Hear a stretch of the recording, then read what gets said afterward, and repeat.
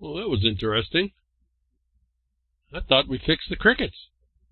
No, you were just hiding a little bit more. Boy, that coronavirus has really gotten people afeared. Don't understand it. No, this is to interrupt your cricketism. We're trying hard here behind Woodshed. This will be BTWRLM 361. As we're going to try and touch a couple more issues than that.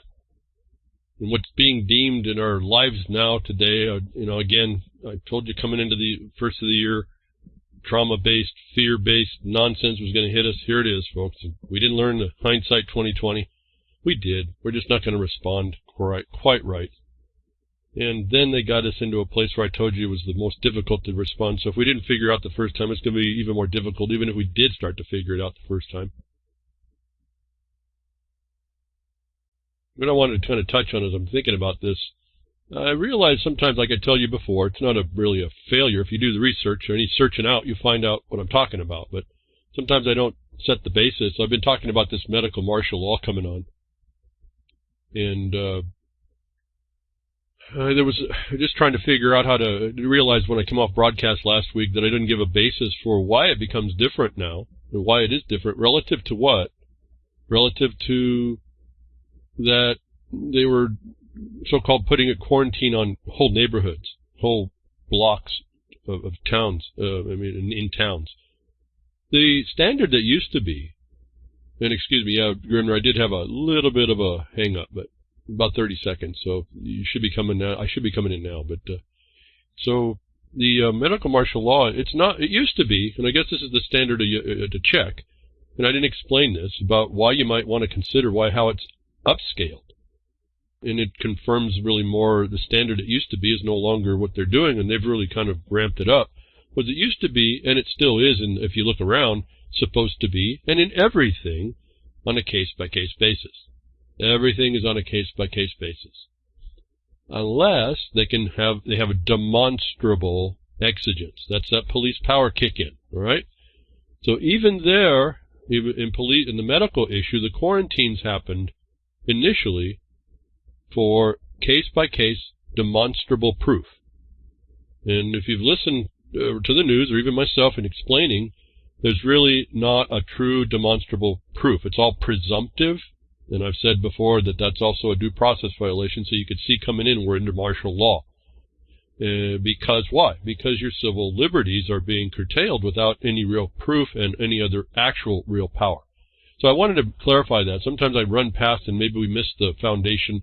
I do. I maybe take it, I can't say take it for granted, but I just think that everyone ought to know it, and sometimes people don't. It used to be case-by-case quarantine. Okay, so they're now just locking down full areas, and there's no substantiation. And you see it, they say it all the time. But it's fear-based. The coronavirus fear. Okay, so that's an insubstantial thing, and a lot of it is insubstantial. That's not the demonstrable exigence that we're told is required to invoke the lawful basis for police power. And so I just wanted to clarify that for those that may not understand why this is important. It's a couple things. They're raising the bar of the corruption and the degradation, and you're allowing it. Now you say, well, what can I do about it? Well, maybe not by yourself, but you can start. You can be the one, and the one that starts it. Like I'm a little bit disappointed in the Virginia gun thing, because there you had the mass population ready to move. Have you heard anything else from that? No. And this is what's going to happen. Maybe I'll get to a story here coming up where that's happening now in Maryland. You're not going to rise up. And these people that got the plan, I'm still kind of reticent. It's real easy to say, oh yeah, this is the global plan. I told you last week going out, there needs to be some more economic markers. Well, some of those markers popped up right after the broadcast Tuesday or so. And so this is really hard now, getting very hard to say. This is a very interesting cover for a lot of instituting things. The problem is I don't like to just identify it's a globalist plan. There can be those that will not let a crisis go to waste. That's not the same thing. The only way we get to stop this kind of a thing, is to do what we can do locally.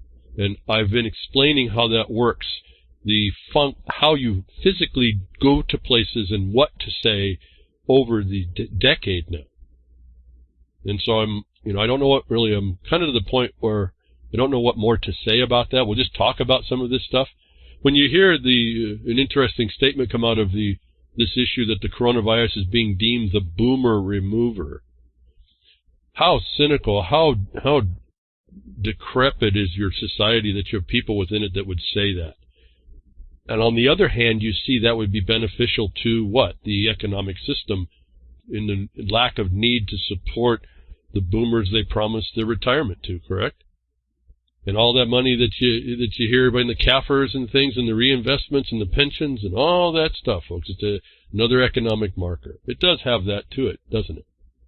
And again, well, what can we do with it? Well, we can make sure that we're not on the tracks when the train comes through, if it comes through. And I'm really having trouble even discussing some of this to even buy into the fact that there's this coronavirus, that it's not more than a viral pneumonia. And we've had viral pneumonias in my lifetime.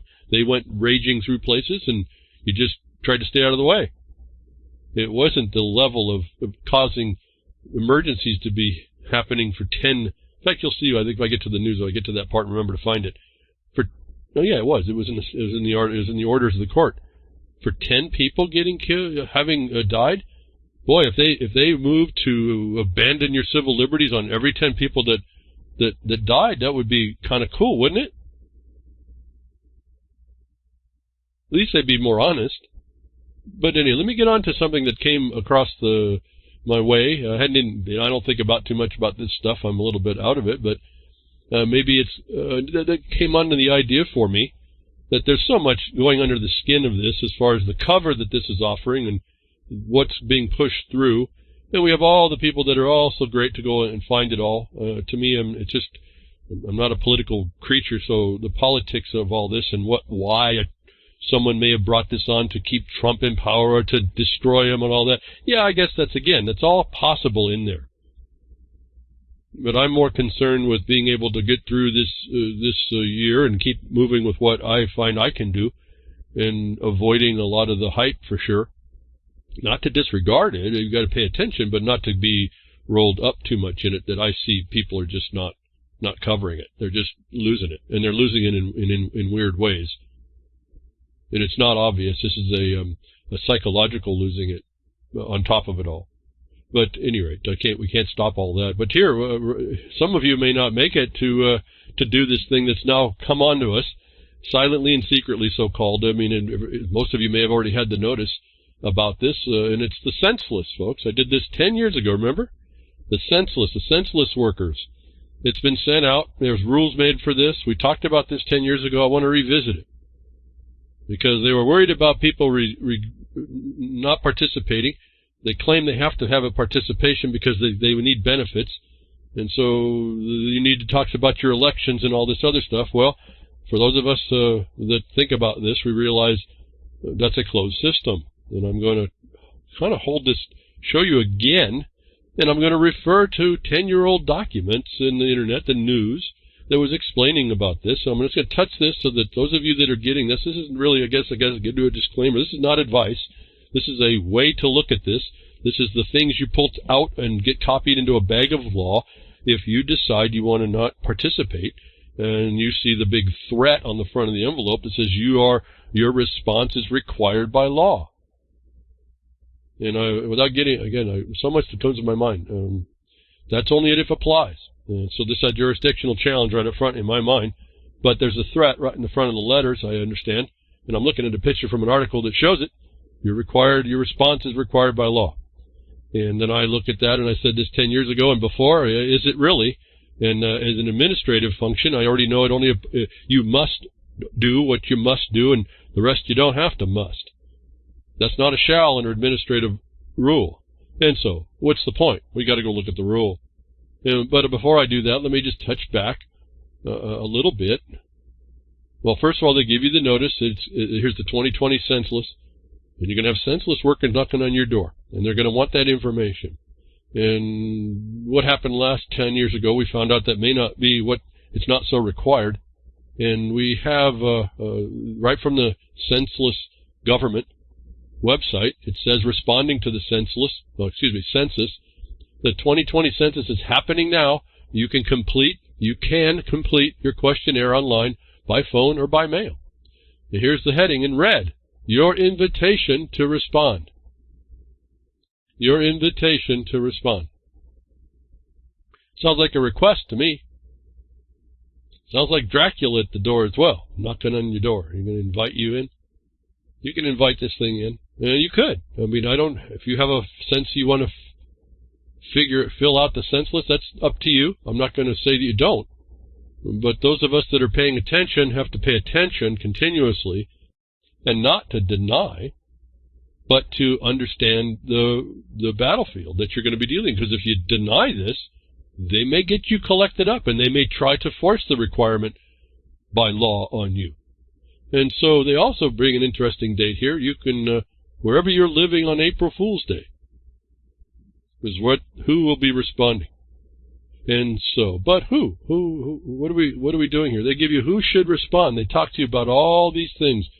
I went through and looked at this, and I didn't see any reference to any rule or any law, just talking to you back and forth about you in your mind. I guess you read it, and they talk to you, keep referencing April Fool's Day, which I found pretty fascinating. But I don't see here on your invitation that there's any criminal or civil penalty. And so, I'm not bringing up anything new I didn't do 10 years ago, and I'm not going to do it on my opinion more than going to the statute. And we go back 10 years or so, and the contingency plan's ready if threats to census arise. So, again, if you remember that story, the threats were the people were going to fight having to give up the census information. But let me remind you, anybody comes to your door, they're taking information whether you give it or not. They'll identify who you are, and this year they're bringing phones, and this is the first year you're going to be able to do it online. They make it so easy. And if it wasn't for the fact that I no longer trust what the federal government does or can trust it, I can no longer trust there's remedies for any of this. It's all seemingly a one-sided imposition, which is not a surprise when you look at it from my perspective, that we're in an occupied territory. They are the main occupier, the main one, not the only one. Then I have a different view of this, and I look at it differently, and I go through and I find what? The savings clauses or the constraints on the authority. Contingency plans rise if threats of censure arise. If you remember, reading this story, we found that there was an AP article. The AP company did a FOIA, and I think this is the story that explains to us that in the FOIA they also showed that there was an interesting amendment, an interesting interpretation that they gave the census workers.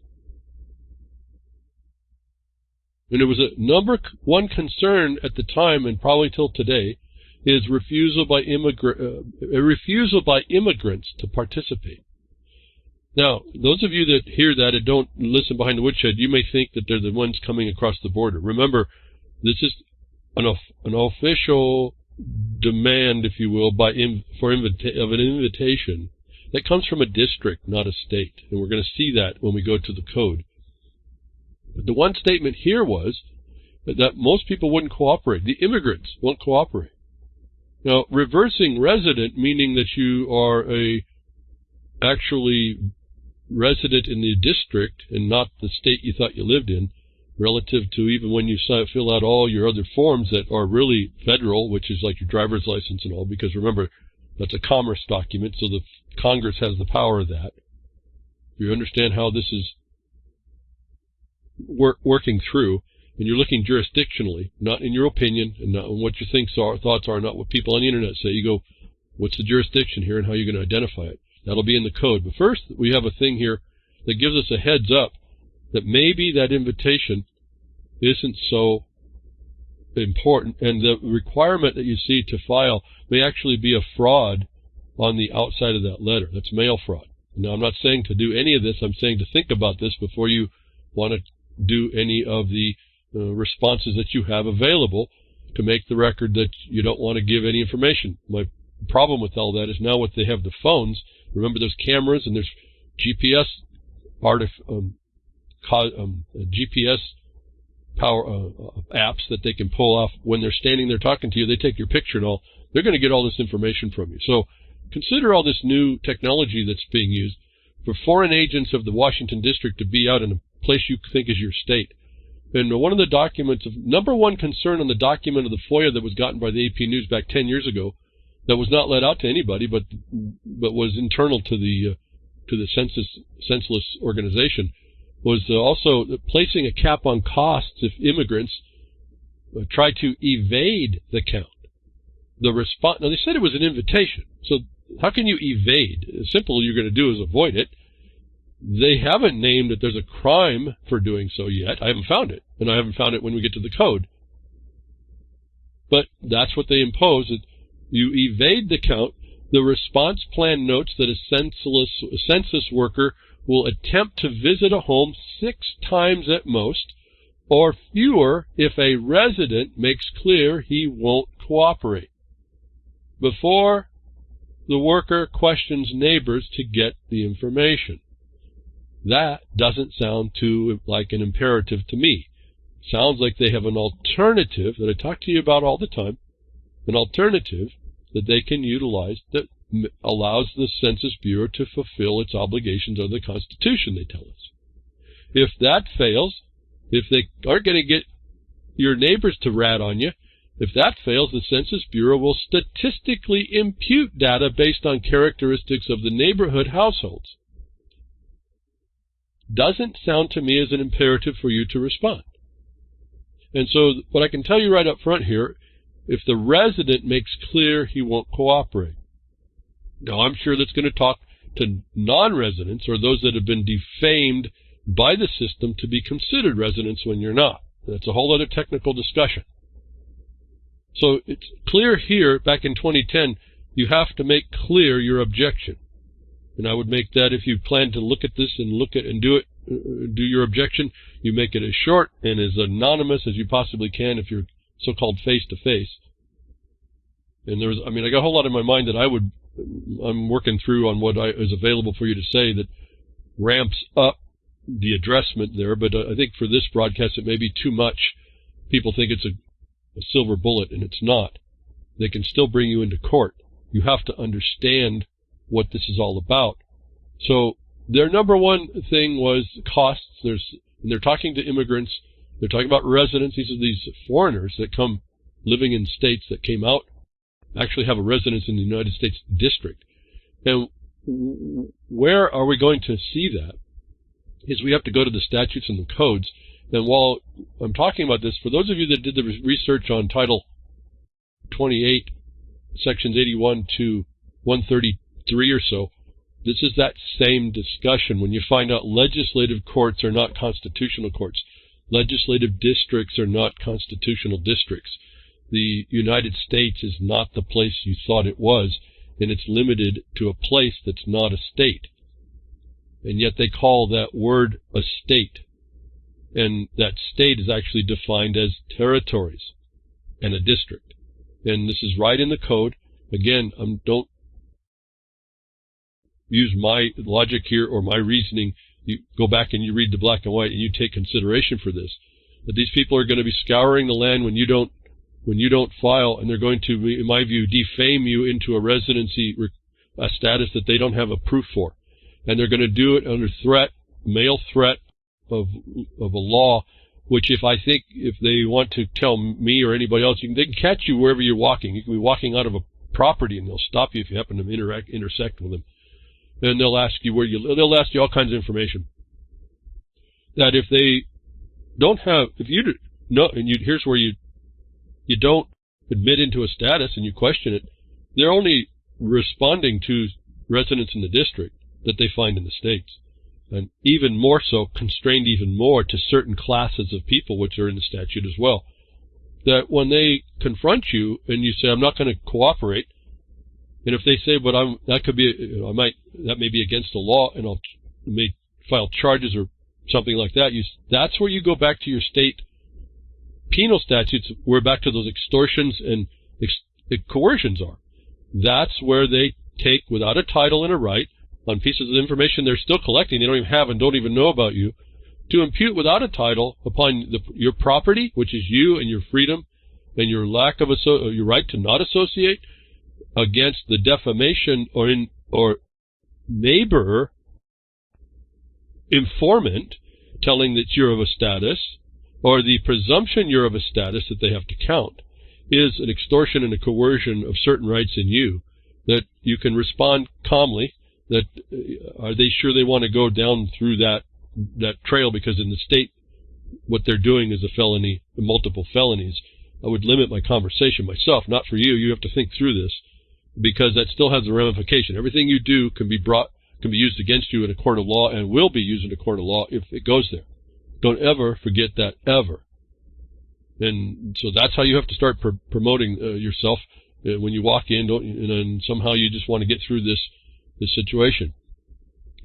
The code that we read is over. You can go. I use the Cornell website. Why? Because they have the notes that you can go through. If there's notes, you go track through. In fact, those of you that do the study or have done the study about the judicial districts through 28 U.S.C.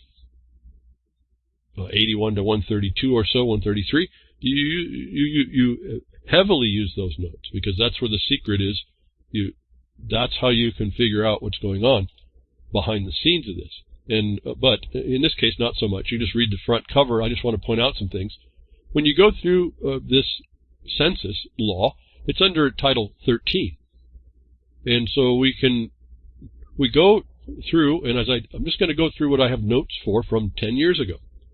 And we have Section 141, which is predicated, in my view, on Section 191, that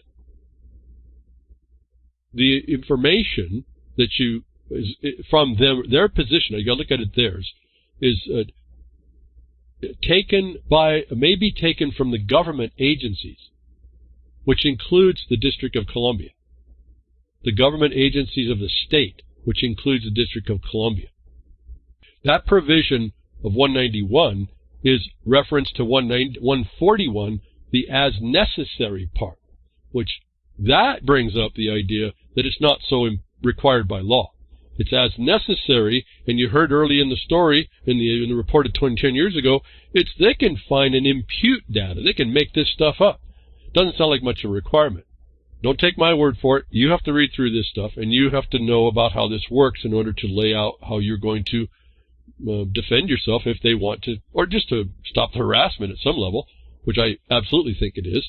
But that's not for me to tell you. You have to look and understand this.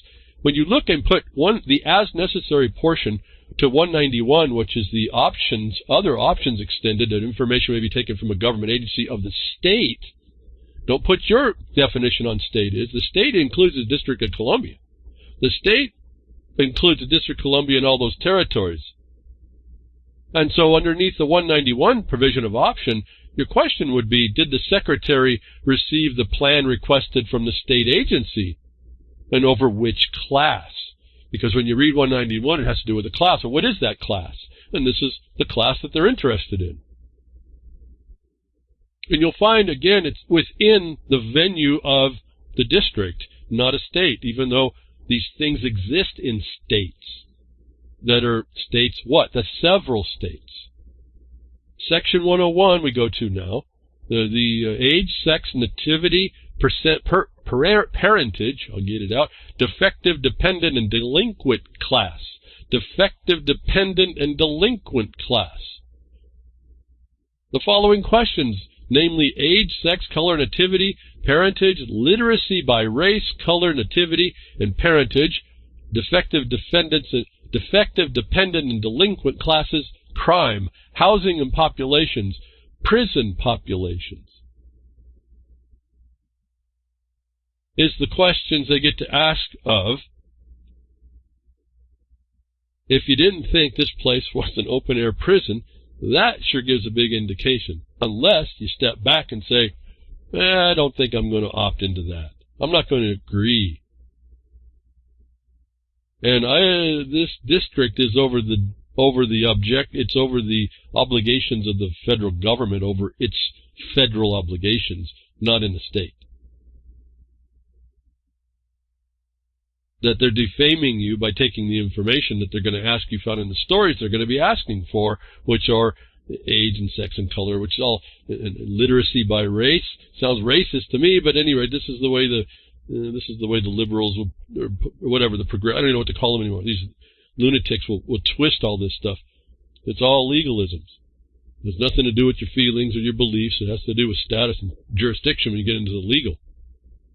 Are you a defective, dependent, or delinquent class? Did, pursuant to option 9191, did the Secretary of the state you live in prefer that they need to talk with you through the plan that they advanced to the Secretary of the Census Bureau? And is it as necessary relative to 141?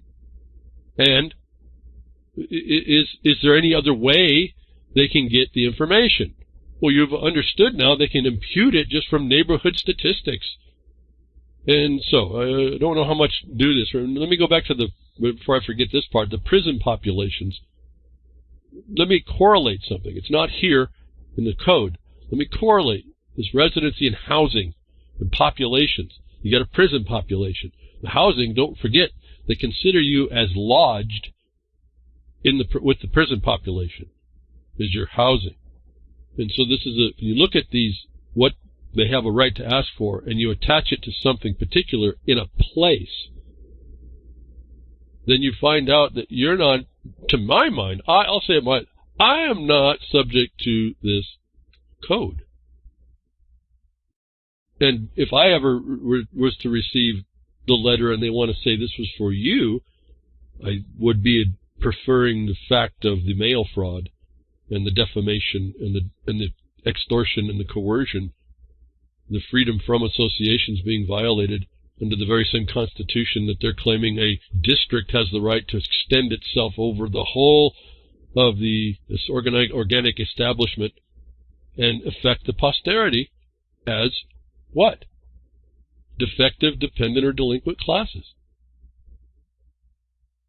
And so, this is not just limited to this. You can go and read. There's a whole lot of sections to this thing.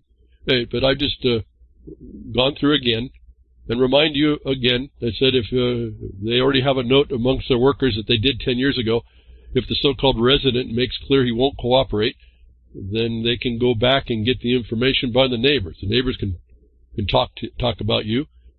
My thought is if they make any conclusion on what a neighbor's information might be, that defames me or imputes an obligation to me, that's going to be treated as felonies. And what? Conspiracy to defraud me of my rights and status. But anyway, that's my words. So they can go ahead and they can impute the data elsewhere. They also have the obligation to come from a plan by the state, the Secretary of State. What is that office, folks? The Secretary of State is the Commerce Office of the state. Which also then says, for those of you that have been doing this study for a long time, I hear the people talk about it, the prisoners are in commerce. Think about that. And remember, involuntary slavery is outlawed, not voluntary slavery. Anyway, let's move on.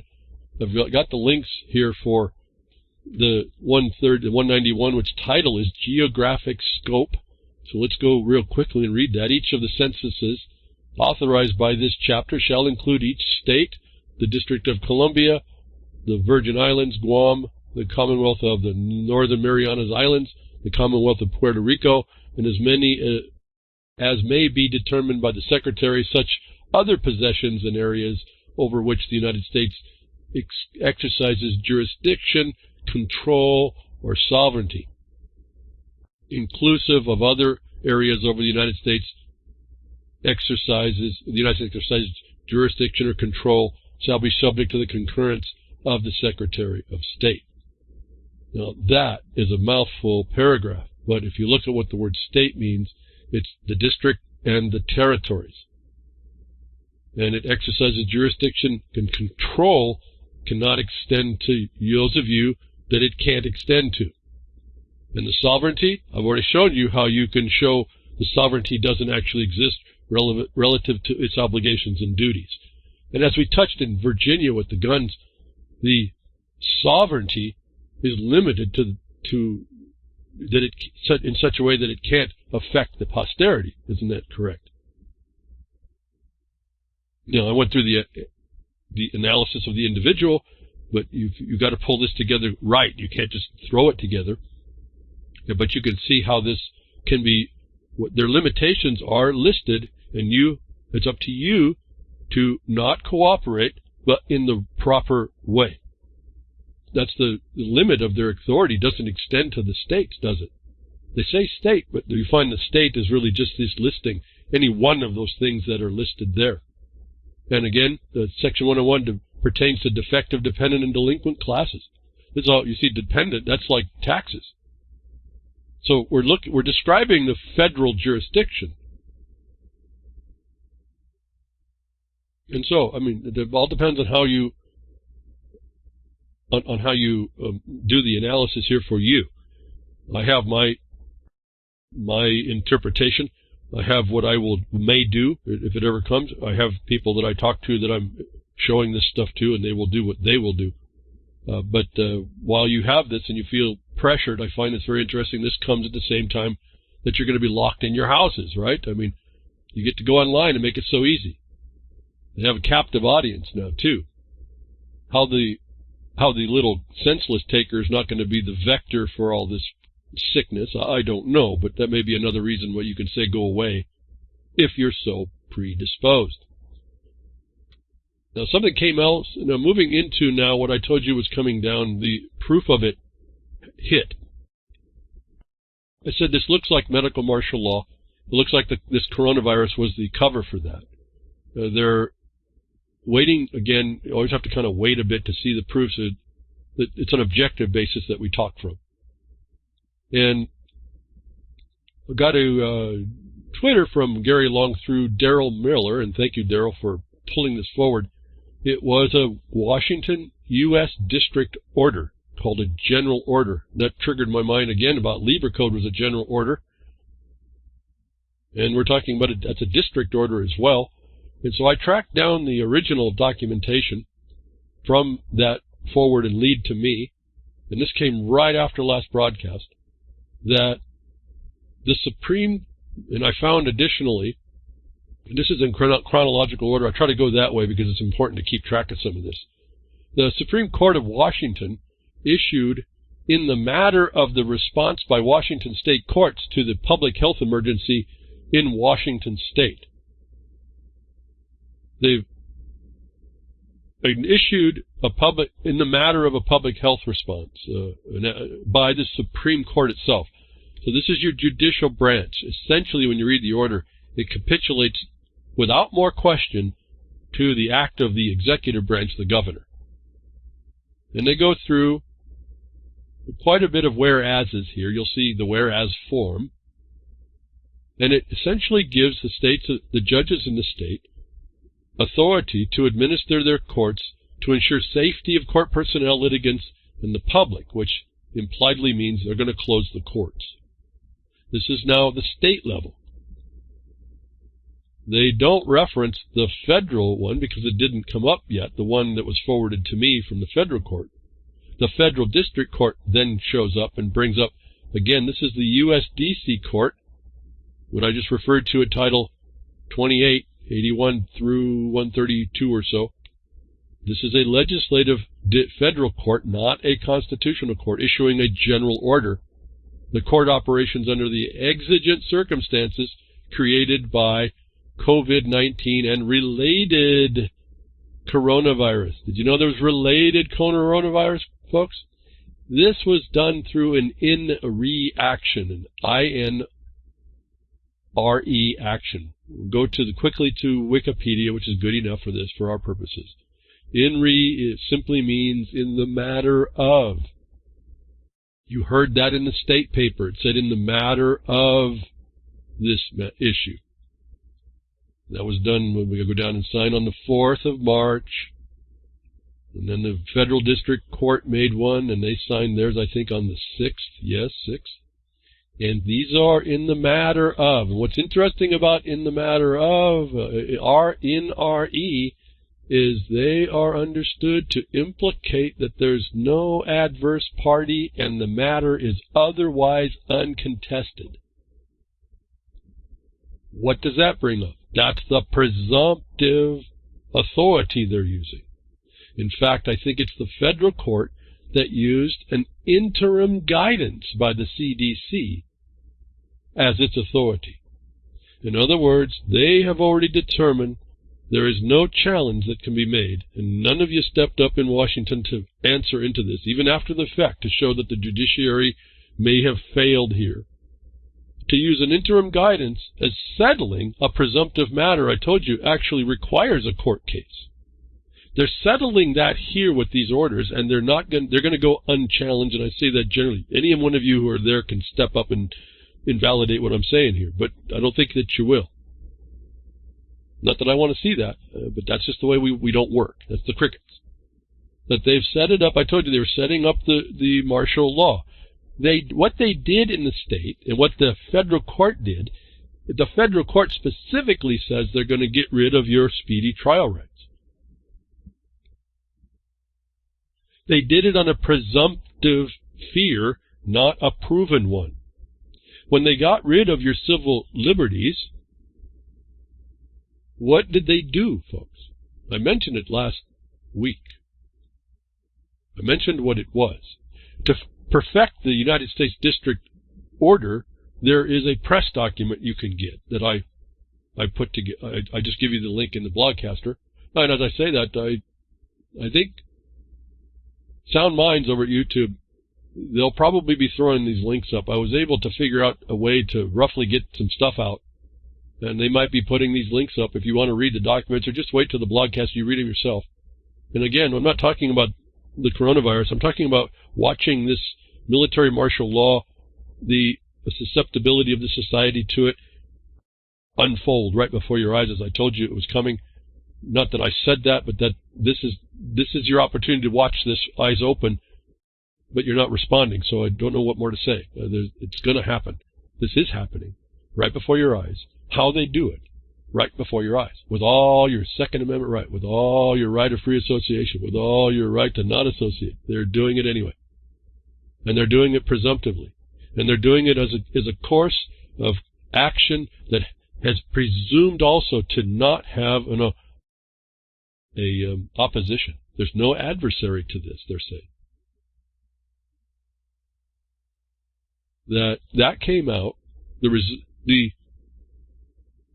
taking of your civil liberties, even just the one, which they're doing more, is, you'll find it, I don't know what else to say, it's martial law, folks. Now, what's running behind that, I told you, has already been running.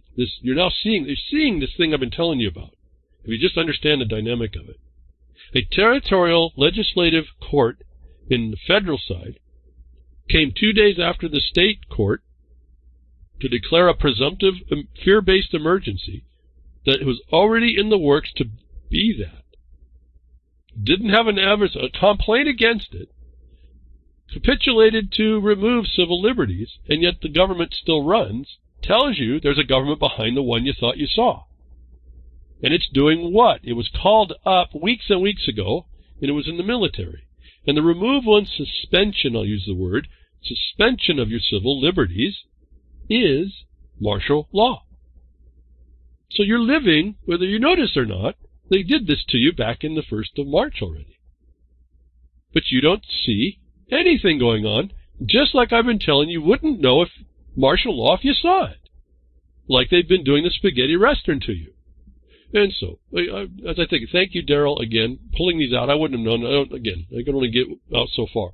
These came up, these just perfected exactly what I've been telling you were going to happen. They also did it because of the coming emergency. They're almost predictive. And this was set up, again, as it's like lots of predictive things. I guess you can not put, it's coincidences you could say don't have a correlation. I tend to think some of these do, and we can pay attention again to what they're saying, how they're doing it, who the players are involved, that they suspended your civil liberties. You don't realize you're literally living in martial law, whether or not you're quarantined, whether or not you understood that they used to do everything on a case-by-case basis. Now you're all in one basket. Should have been another clue. You no longer live in the place that you thought. You are in this open-air prison. There's an argument they do get to come and ask you questions for the senseless. No, I wouldn't agree to that. I wouldn't have you agree with it. What I'm saying is, you really have to kind of kick back and watch. You look at the thing from the perspective of the one coming from you before you start putting your opinion on it. Okay, so this is so different. You have to think a little different here. You're not capitulating to anything. You're doing it as an analysis to figure out what you're dealing with. And I'm telling you that there's organic things there to push right back in their face. But you have to do it, and it has to be done in a peaceful manner, if you will, in the right thing, and be careful that they don't throw what they believe is the demonstrable exigence, the invisible boogeyman on you, because you're not going to have a defense against that. You do not have the expertise in the agencies that you can defend against in the moment. If there was a court of law and you knew how to confine that there, you could show the presumptive nature was a violation, and the courts did not keep the republic. The courts capitulated on a presumption of fear. This is the court case, too, where the United States, a federal territorial USDC court, utilized, where was that? They utilized the fact that people in the district have died. 10 people in the district have died. How many times have they shut down the courts because 10 people have died anywhere? On a interim guidance, on a presumptive myth, the tests of which they've admitted they can't do, the continuing information that's coming out would tell you in the science side of when they keep finding things about this critter, whatever they think they're finding, can't be tested for yet because they're just finding out about it. When they stop doing the tests, just like they did the Fukushima, well, we're not going to do the test because you'll find out it's not really over there. It's been over here. And in this case, you're going to find out this is not, well, we don't even know what we're talking about. But 10 people died in the district and they shut the courts down. Your civil liberties were suspended because 10 people died. Is that rational at all anyway? This whole thing you could attack on that alone. And yet I'm going to, again, hear crickets. I'm trying to interfere with the crickets today. Okay, you're listening, but will you turn around and do something? And for those of you that are outside the state of Washington, I'm not so sure you have a cause, but you may know someone there that may have a way to jump at this. I don't expect much. The point is, I've said, it's about people starting to stand up in mass and educated and vigilant that these things are being taken away from you for no demonstrable exigence in reality. On the other hand, if there is this viral pneumonia going back, we do have things to consider. But why do we get all freaked out about it? I mean, like I said, I think I've remembered twice in my life viral pneumonia went through society a bit, and it wasn't no big deal. I mean, yeah, you don't want to catch it, and yet if you caught it, it took you down, and people died. But anyway, let's go over to here. What telegraphed to me, and it was lingering, and I had to go check it out finally, that this was the be careful moment. We're looking for that pin, not the haystack that we're looking for the needle. We want to look for the pin, but we don't want to reach in the pile too fast and get stuck ourselves. Was this guy named that they went and referred to immediately as the expert, drip under pressure, was what I called it last week. This guy here, Dr. Fauci. Anybody trigger on a language meaning in there? And so I did some quick research just in the Italian language of Dr. Fauci, who has worked with the NIH Gov organization as a director since 1984. He's the guy with all the answer. He's the answer man. He's the guy that has done all this infectious disease things. I told you he knows He knows all about malaria. He knows all about those chemicals that are there. He knows all about how to be the guy and the expert to bring forth this stuff. I went back and I looked at the name. What is the name as a word mean in Italian? F-A-U-C-I, and you find out it means jaws or mouth. But more interestingly, it's figurative. The term Fauci is a figurative term when you speak the language to mean to fall prey to. So they've brought someone forward that we have the opportunity to fall prey to.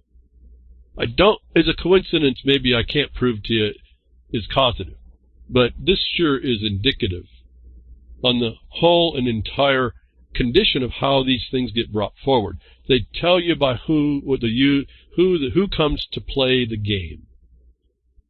Now, I'm going to go with this interpretation because this is what I sense has gone on. Do I need to say more? You're falling prey to the removal, the limitation of civil liberties on a presumptive issue without a trial to that.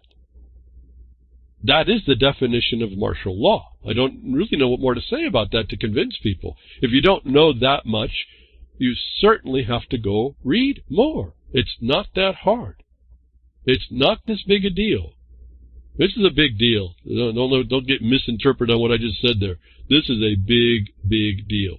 They took you down without firing a shot, and they did it with an invisible bogeyman that they can't even tell you actually exists during flu time, no less. Remember, the court finding was there was other coronavirus that may be involved. That alone is an ambiguous statement to an emergency. Okay, so they give us a lot to attack them with if we just would. So this lineage comes along on the 1st of March here, between last time I talked and now, and then the Trump administration declares the corona emergency. So that's what's happened in March. What happened right before that was Trump administration declared the coronavirus emergency, not the national emergency. And I'd forgotten about this little thing. He'd already set up, remember I told you last week, he'd set it up to get the money to flow, and that's all the states had to do was start declaring emergencies. The judicial capitulated in Washington. It was the actual entry point for this thing, if we believe the China narrative.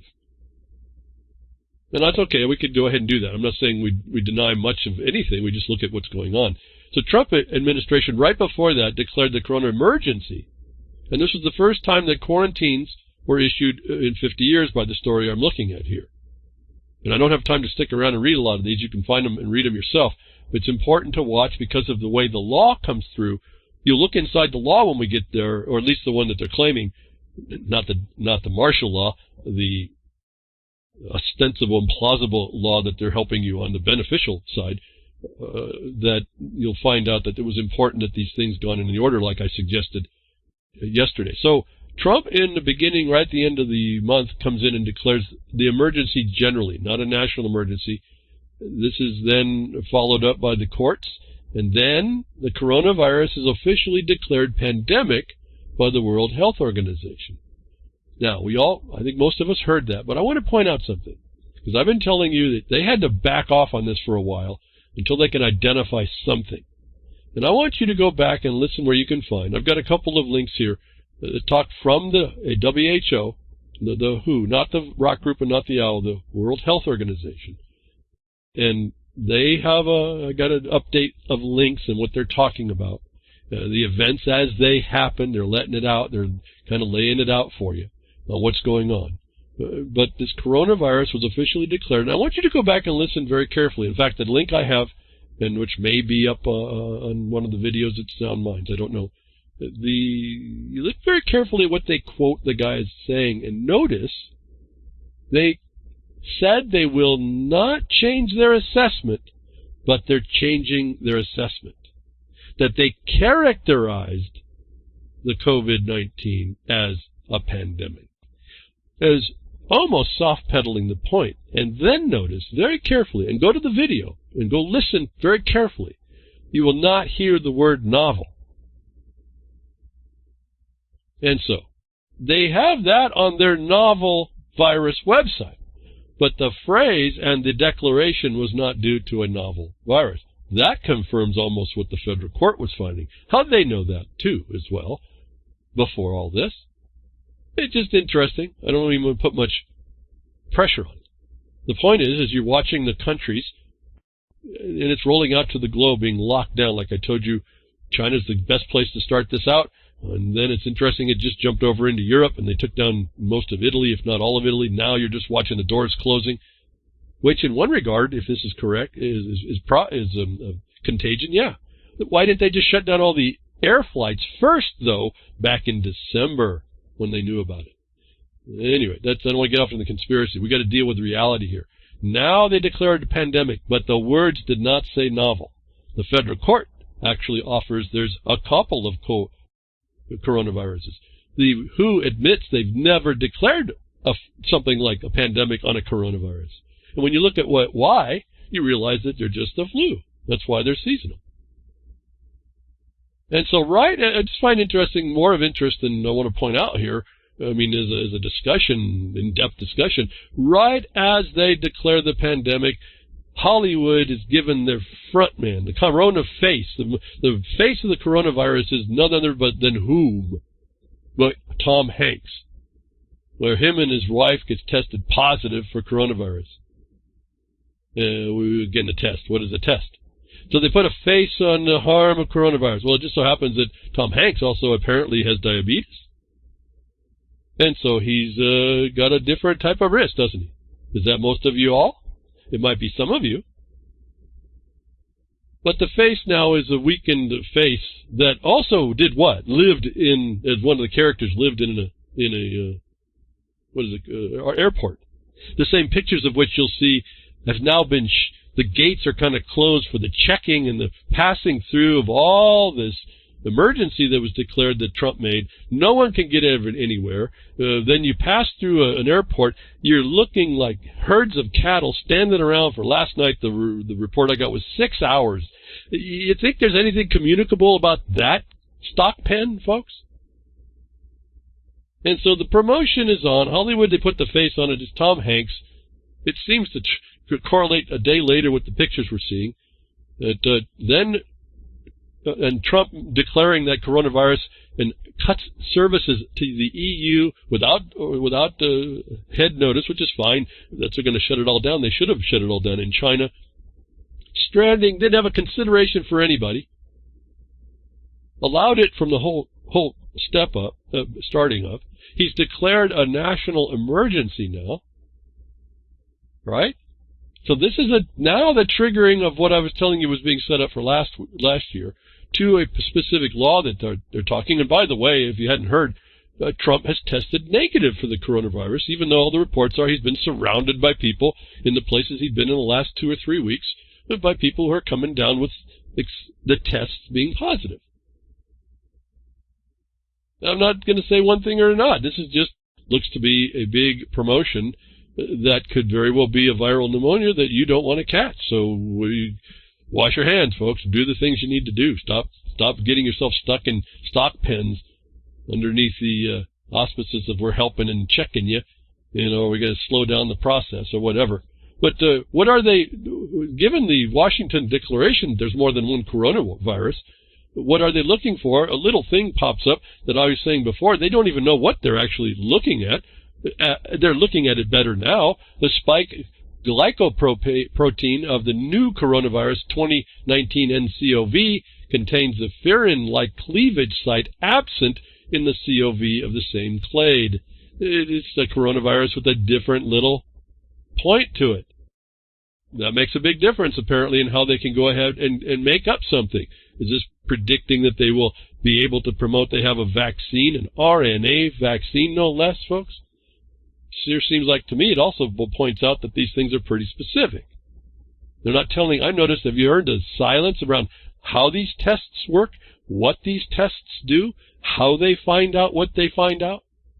No, you're not going to hear much of any of that. And so you look around the world and you're looking for the anomalies. I've told you, look for the anomalies, and I find these things. And this is again from the secret Beijing Twitter. Find it a very interesting site. Not much support documentation, but interesting things to spy in on, if you will, to see what's interesting from this one individual.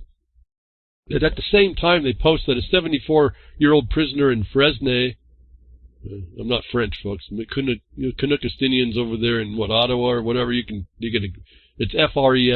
You can maybe send me an email.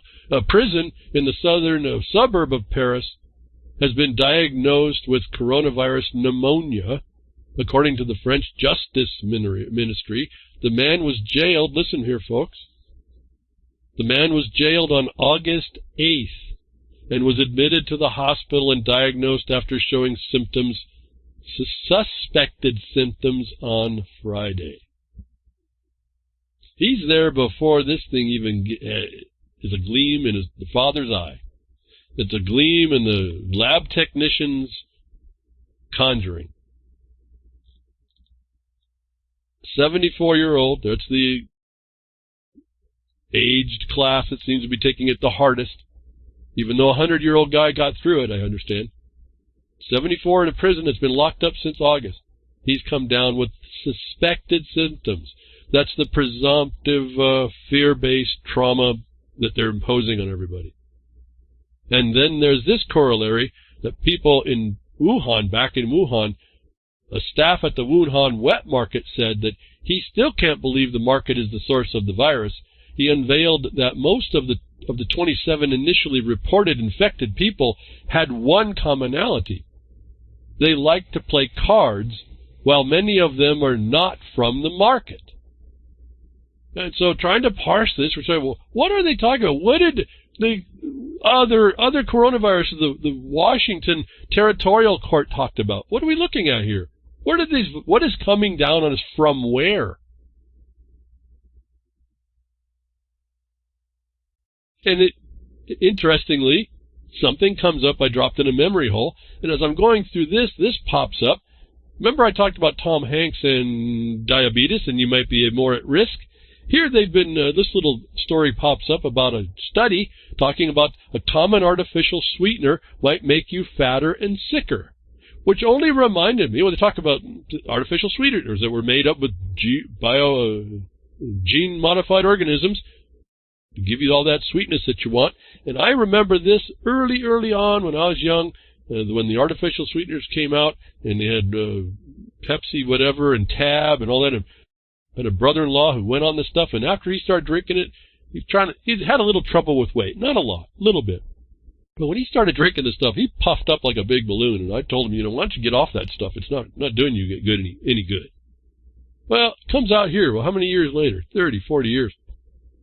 Common artificial sweetener might be making you fatter and sicker. So your diet has been bringing you into a condition where you're probably like Tom Hanks, higher risk, and don't know it. And so the face they put on coronavirus is actually speaking to those of you that haven't been paying attention or thought you were and tried to do other things. And this chemistry in your body, as your body's responding because it wants to heal itself, it starts doing things, and it's not making you any better. And so your diet brings you in, and you are now a walking susceptibility to nature. And so when I'm talking, you think, I don't have diabetes, or I don't have this, or it doesn't look like it's real. There's things in the world. There's things in the world that are dangerous that you can bring yourself susceptible to because of the way that you've been eating or been offered food. And this is artificial sweeteners. When you read where they are, it's very difficult to avoid. We can go down the track, this is all planned, but that's up to us to be more responsible as well and limit our access. But the point is that what are they stopping from? We got the federal district territorial court saying, there's more than COVID-19. There's actually other ones that we're going to shut this whole, we're going to steal your civil liberties over, presumptively, on an interim guidance. How much more administrative do you have to get, folks? And you have to also understand, if you go look at the authority of the CDC and look at the Title 50 authority from the Army, they interrelate at some point. The Army will be called up to do certain things to advance what they figure on interim guidance they need to do. So don't think that you may not one day go down the road and can't pass, or you're going to be collected up to make sure you're not the vector.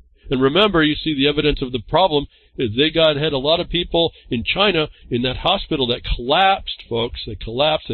put a bunch of people in there. None of the people that were in quarantine in that building were found to be positive. Family was found hugging each other, dead. Didn't have the coronavirus, in quarantine. If you don't think this could happen, and they're building the evidence of the plausibility of their authority in the United States, where you think you're free. It's only free dumb, folks. Heavy on the dumb right now, but I don't want to get too far afield here. And so, where is this? Where are these coronavirus? Where are these sicknesses? But in nature. And I dropped something off, and I said, let's put this in the memory hole for now. And I did this back in September of 2018 in Twitter. This week, someone pops up and dumps a whole lot of links and studies that they had done relative to leaked documents containing information of a laboratory located in Tbilisi named after U.S. Senator Ronald Lugar. The lab had secretly conducted experiments on people, and some of which had lethal outcomes.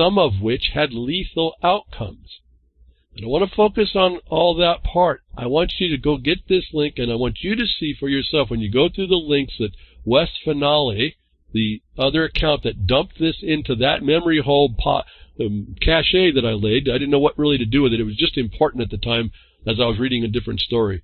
It laid down a whole bunch of stories that go through, and I want you to find the one that tells us that in the Ukraine, Azerbaijan, and Uzbekistan area, they know these organisms, these things are in nature, and they go there to collect them in order to study them. That in December, 13,000 packages of Tamiflu was sent to Georgia, where this is in the area. And they just now told the people, issued an order that people that are prescribed can be prescribed Tamiflu through that same laboratory. Was, I thought, an interesting observation. These organisms are natural. I'm not saying that the one that's coming through that's maybe been weaponized, if it is there, is what we're talking about. But there's labs that are known to do that. That the people, a country that is central to one of the places this is done, has issued Tamiflu. What I didn't get to do is go research to see whether or not, what their incidence of coronavirus response is relative to whether or not the Tamiflu and how much it's been issued based on what they started to do when this thing started in December. Point is, is the origination? When these people that are bringing down medical martial law can rely on something that's everywhere in the season for it, how do you prove that it's not being taken advantage of? Is the same question I ask you about the spaghetti western you think is a free United States. Again, maybe the United States is an organism, not you, not the people. This all came together when there's multiple coronaviruses that the court just recognized to shut down your civil liberties, and we find they're natural. What's the interim guidance value when they can't say that nature wasn't exclude nature? In other words, you also notice, and this is all consistent when you understand how to tie this together, the EPA will not monitor wildfires if they can be found to be naturally caused. This is the same principle right here. But I find it fascinating, all during this information, that someone pops up on something I dumped in Twitter in end of 2018, and now exposes, again, if we had a question, the United States is involved thick, and now I add it to the administrative imposition through the judiciary and say, when all this evidence is in the world that it's around in the world, and it is natural, how did you go about taking away people's civil liberties? Essentially declaring the judiciary declared martial law.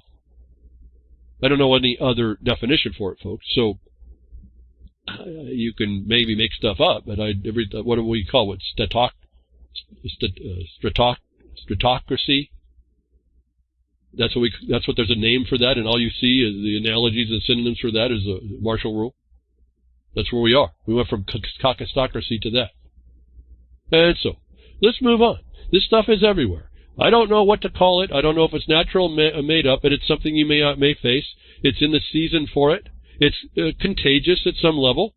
It kills 10 people, and they shut the whole and entire government down in Washington. Gave the administrators of the courts carte blanche to disregard the rules. Took away your right to speedy trial. All on a fear, not a demonstrable exigence, on an interim guidance of an untested agency authority. Well, what are we dealing with here? And so I wanted to find out, what is it to be affected? What's it like to have coronavirus? We can search that out. LBC speaks to Brit who contracted the virus. Now, he goes and he clarifies what I reported on here was the hot whiskey and honey cure. We now find out maybe not so much. We find out that he didn't know what he had. It was a bad flu. He's a teacher. He's in China. He does the hot whiskey and honey because that's all he knew. And then this thing actually comes and kicks him in the tail a week later. When you read through the story and the timeline, he's dealing with this for about a month. And then I think, anybody who knows that when you get involved with a viral thing, it affects you for months later. But what they did is they brought him into the hospital just for one night, send him back out, and he had the problem when he's by himself, he had to get stuff. And so be careful of that as you prepare your mind on how this works. But he survived. He's also 25, so don't throw that in there. But we can find out what this thing does. We can find out and reduce the hype in our mind. We do have to prepare for not having, because the world's going nuts about trying to collect up. In fact, Gary, did you finish your toilet paper tent that you're watching TV in your living room? That was a little meme that went through. That's what's going on. We'll all be covered with our toilet paper. I hope you all preparing a lot better than that. Got just enough. But we have to then change because the world gets nuts, and when you go to get something, it's not there, even if you weren't freaked out about something. And this is how they get the herd to move. We get a big influx of economy there, didn't we? Well, for what? A hurricane that never comes? Now, I'm not saying don't prepare. I think for those of us that do this, we push in to at least try to be prepared a month, if not 6, if not 2 years. So to that point, I'm not saying, but if this thing hits you, go find out what it really does. It's serious, and so you really got to pay attention. It comes at you in waves, like any good, healthy flu would. But do we blow this thing out of proportion? Do we suspend civil liberties? Well, maybe you and I wouldn't, but there's a whole lot of people, the government that already did, and I hear crickets on that also. First Brit to contract coronavirus, refused drugs to beat infection with hot whiskey and honey was the story. I have a link for that so you can remind what the media told us then. We then have the report of what really happened from the guy, and we can look around and find out what's going on. There's another report, and I don't know if I put it up. I can't remember now here. But somebody was reporting also that they're an older gentleman, and it was a flu, and it was bad, but it was dealable, and how he coped with that, and he survived. And so part of this is, we got perpetually here, don't get nuts, stay, do I have to say stay calm? No, you just stay calm, just deal with the reality. It's going to get serious on lots of fronts. And this now brings up the idea how much of a plan it might have been, or how much a crisis is not going to waste. And the whole point will be how you respond. And my view is a little bit more technical. We already have to respond just to kind of get along, but we also have this bigger thing going on. For the United States of America, I don't know what to tell you. I don't know what to tell you all. You've been locked down, and no one's really commenting. And where my highest hopes were with Virginia, because the mass of the community was on board, and it didn't really go any further, and the response by people is not going to be integrated enough. So we'll cut back. We'll do what we can for ourselves. The gentleman, the teacher, 25-year-old kid, he said he used Tiger Balm. He says it's a Vicks Vapo Rub on steroids in China, and they used that, and he put some of that in a hot bowl, a steaming bowl, and he breathed that for an hour until it was done. He redid it just so he could breathe. This is an airway problem, and you need to have oxygen. So be prepared for that. But there's a way to deal with all this. While the government is using it to clamp you down in other ways, you may have something actually to deal with, and there's ways to go about it. Now, this all brought up, to my mind, when was all this done? And I don't know if I did or didn't. I have a sense we might have mentioned it. The way I don't really do things formally, I didn't spend the time to go find it. But I was talking to you at a time, and I talk to you all the time about this, so that's part of the question, that there was a time in the future that I told you this was coming. That this was, and you could see it in the administration of the CDC and the Federal Registry, that the CDC was making rules. There was lots of rules coming down. There always is lots of rules, but ones in particular. And you can get on the Federal Register notices to see these things come through.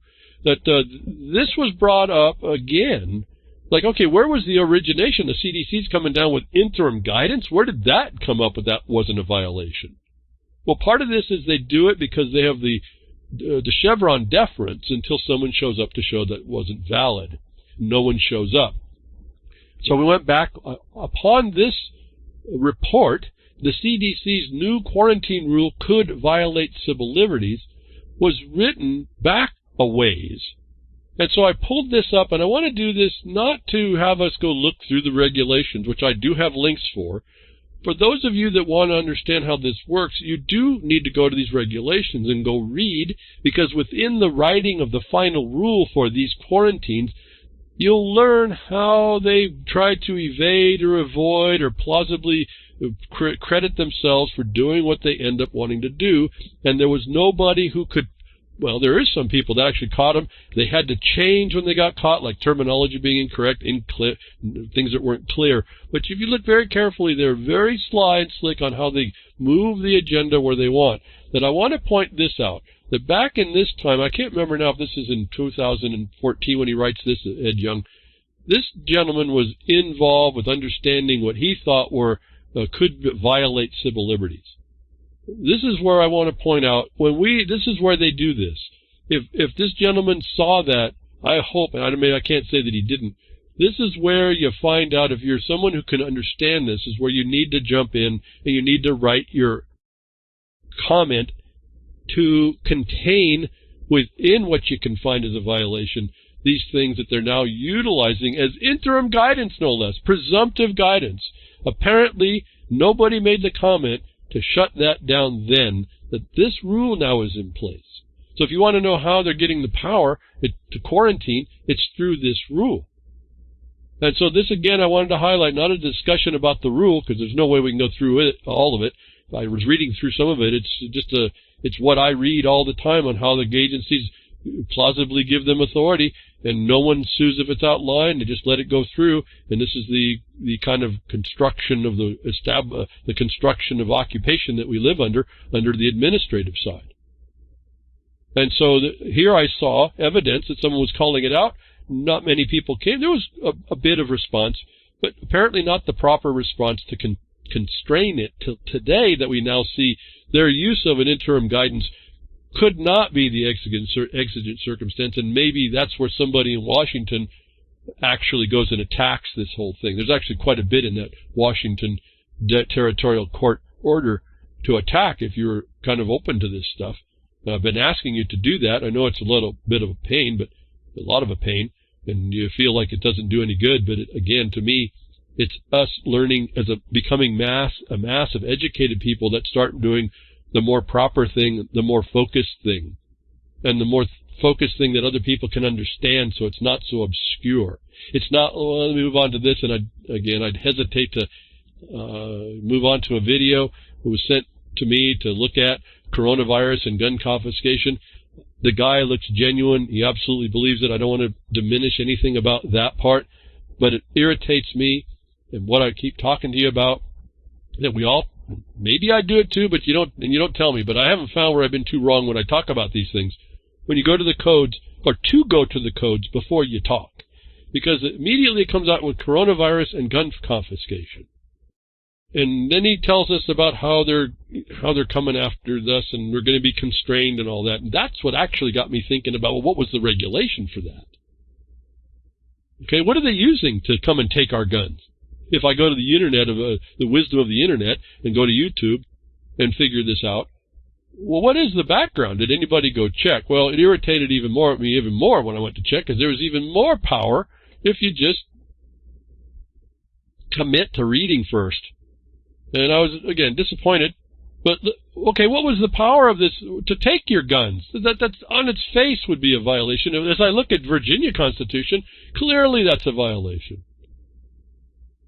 So we went, and I went back, and I said, what were these emergency and disasters be declared now that we're living under? Well, it said that it was called the Stafford Disaster Relief and Emergency Assistance Act. Now, I'm not, again, we could go through lots of these things. I'm not going to. I just want to point out there's a thing to go read. There's the authorities that are powers that are given. You remember, you're dealing in the imperative of even an undemonstrated, demonstrable exigence that is done by a guidance that brings all this together. But what this act does, in part, is it allows what I was telling you for the states to get aid in certain ways. And this is where you go read to see how they're going to do what they're doing. Given there's not another reason, which I think actually works and invokes Title 50 a little quicker, but neither here nor there. Let's go look at the code. Again, I'm going to go to Cornell because of the notes. In this case, there's not much I'm going to be talking to you about, just on the face of it. On the face of it. The Stafford Act, you can go to Wiki, just learn a little bit about it. And, okay, let's focus in on the guns. They can take your guns away. Everyone's on threat because they can take your guns away. Everyone's on up in arms, the arms that they're not going to have here soon. All they'll have is their arms, as bare as they might be. And as summer comes in, they might actually be in tank tops. Yeah, do they really have the power? And so let's go look. It's under Title 42. The Stafford Act's under Title 42. We go look close at that. That's the United States Municipal Code. Well, we're right back to the district, aren't we? No, I'm not going to disregard and confunnel this and you can just say, oh, that's not pertain to me. I want to show you, even if you embrace this, it never says they can take your gun. In fact, it says just the opposite. And if I had people that are so as adamant as the coronavirus and gun confiscation guy to read first and then offer what you do instead of taking it like Hurricane Karina or Catherine, whatever the heck it was they referred to, instead of that, you actually enforce the provisions that were there. You take the black and white I've told you that exists. If he would just tell people that, we would stop focusing on the wrong thing and raise up in the wrong directions and actually give these people the authority to harm us the way they have. But let's go to Title 42, and we see a section of 5121, the findings and declarations. And you go inside this and you read what they want to do. And this is the Congress hereby finds and declares that because disasters often cause loss of life, human suffering, loss of income, and property loss and damage. And let me end right there. It goes on and on about all the benefits they're going to bring. And that's a benefit because what they talk about is property loss. Let's go to reference to Virginia's Constitution and says that gun is tied to the protection of your property. How can anything underneath this come and take your gun? Should be the first question coming out of your mind if you just read and not get incited into certain types of hysterias, I guess. All right, so that's one section, just right off the top. I want to go to the one I want to point out where it actually speaks to your guns. I did it in reverse. I say that because I'm sorry to sound minds. This is how I told you I was going to be maybe touching these as I go through. You have the congressional findings and declarations at 521. What they were talking about in the video is your gun confiscation. What I wanted to point out is there's a section about firearms. It happens to be the last section of 5207. So if Congress wants to keep property loss at a minimum, and we can go to the states and see part of that's protected by your arms, and we know that the government agents aren't too smart, the Congress has to tell them what they get to do, I should find where that became a question, I should find a discussion relative to firearms being off limits. And I use firearms advisedly. I'm not talking about arms. They say firearms. These are the federally controlled things. These are those things in commerce. I'm not going to go down the other trail where they're not at all, but I do touch it when we're talking about the Virginia posterity having the right to use arms to protect themselves, not firearms. All right, I don't want to divide this discussion. But right here at 5207, it says firearms policies. Should I take a time right here to read it to you? I think I will, even though you should be able to read this stuff for yourself. Prohibitions on confiscation of firearms. Let me offer, that's in bold. It's a title for a section. It tells you the gist of what the statement in law, the legal, is going to be. This is a prohibition on the confiscation of firearms. It doesn't actually make the law you would assert. This does, the text. No officer or employee of the United States, including any member of the uniformed services or person operating pursuant to or under color of federal law, or receiving federal funds, or under control of any federal officer and providing services to such an officer, employee, or other officer while acting in support of relief from a major disaster or emergency may. Let me go back. Do you understand when they take federal funds, state laws say that you have to follow federal law, number one. Number two, when they bring in an emergency, the DHS or the FEMA becomes the federal authority. This applies in every emergency. Why? Because the federal territory is overlaid by this umbrella of military control, as you'll find when you go look at other laws. But here, just stick to the emergency. Federal authority rules. State officials have to comport to this as well. They may do a temporarily or permanently seize or authorized seizure of any firearm possession of which is not prohibited under federal, state, or local law, other than for forfeiture in compliance with federal law or as evidence in a criminal investigation. Let me invoke the Virginia, because we went through this, the Virginia Constitution. Does it show any limitation on your right to maintain the bear arms? Here says if you're under a criminal investigation, wouldn't that be underneath the law? If you're not a criminal and you have the right of the posterity, is there anything here that they can temporarily seize actually? They make a provision for temporary seizure, but it's under a constraint and in one condition. Right? So go through, no officer may temporarily or permanently seize, is not a vast power to confiscate weapons. Number two, require registration of any firearm of which the registration is not required by federal, state, or local law. And I won't get into the word state here yet, at all, because you can go parse that through, as I said before. Number three, prohibit possession of any firearm, promulgate any rule, regulation, or order prohibiting possession of any firearm in any place or by any person where such possession is not otherwise prohibited by federal, state, or local law. You hear confiscation right here, folks, at all? 4, prohibit the carrying of firearms by any person otherwise authorized to carry firearms under federal, state, or local law. Is local law your constitution that says you have a right to bear arms uninfringed? I would say so, solely because such a person is operating under the direction or control or supervision of a federal agency in support of relief. Is that a confiscation right? Limitation. Here's where we may see a little bit of a hedge. Nothing in this section shall be construed to prohibit any person in subsection A, those prohibited, from requiring the temporary surrender of a firearm as a condition for entry into any mode of transportation used for rescue or evacuation during a major disaster or emergency.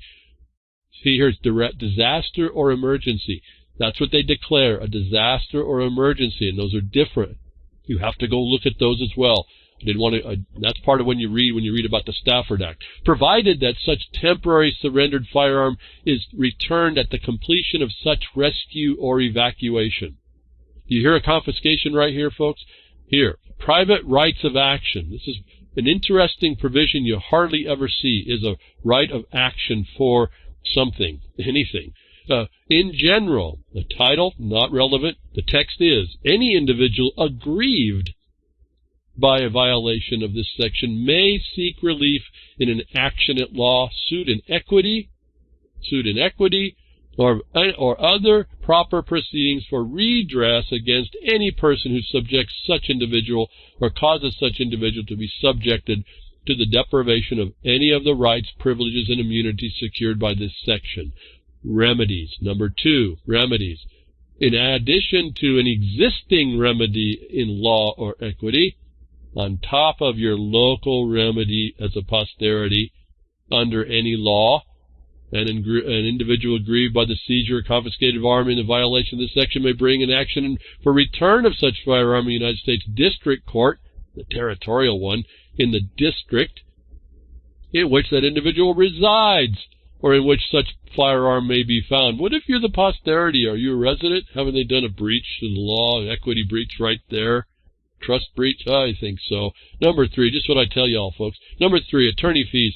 In an action or proceeding to enforce this section, the court shall award the prevailing party other than the United States a reasonable attorney fees as part of the cost. So here's saying you sue the people that do this to you, not the government, just like I've been telling you. And so here it is, folks. Did you hear anything there that has during this disaster in this law that they can take your firearms and confiscate them? Okay, I have to say, admit, yes, in one condition, and that's only in, quote, transportation during a rescue, and then relieved immediately. Now, what I would suggest is for those of us that are there, if you're ahead of point, and you get into one of around these areas, or you get that there's something's going on in a rescue situation, through this current disaster now, a national disaster going on, you copy this out and have it in your bag of law. Now, if you avoid public transportation, I don't know where this says, as the other guy was promoting to his followers, extensive as they were, that there's a gun confiscation that's possible. As I say in this regard, they get away with what they can. Whether or not there's when there is no authorization. And this is what happened with Katrina, I guess was the name. This is what that happened. No people had any scruples about having a bag of law. You can only go, okay, well, we need your help, but you can't diminish us. You can't take my protection.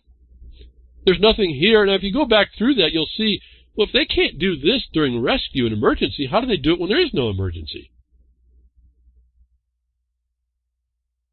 Oh, boy, my mind goes back to Virginia and all the people there. Oh, the power you all had. You still have it, but I don't see it coming back out. And I don't see it coming into the next point. That's another area of encroachment. But anyway, so I hope you hear. My comment here was I wish people would just learn to read. I wish people would read for once before they speak. I give the link to this section 521, and then I say to this one section, and then a 5121, I say more limits on government when parsed correctly. There's even more when you see what the purpose is. Each one of those, when it's violated, becomes another cause of action. And I say here, again, they get away with what they can get away with, where there is no lawful or just authority available to get away with it. We hand it to them, and these videos do that. They set the mind up for failure instead of the gentleman saying, they're going to, if they come and try to confiscate or try to run your life into the ground in any way, you have this to provide to the oppressor. But you got to understand the mentality of someone that would do that anyway. And so, I don't want to get lost in that part. But here, it's this problem, the oppression, the military consequence of our life, underneath the cover of this emergency of corona, whatever, covers up some stories, covers up some things. And this came through the Twitter that says this man was murdered by cops at 4:30 a.m. today. He wasn't even a suspect. They murdered him because of red flag laws. Gun control is murder.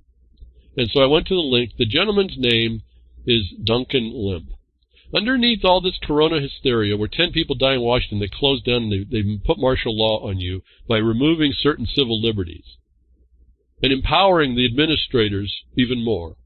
And I hear crickets.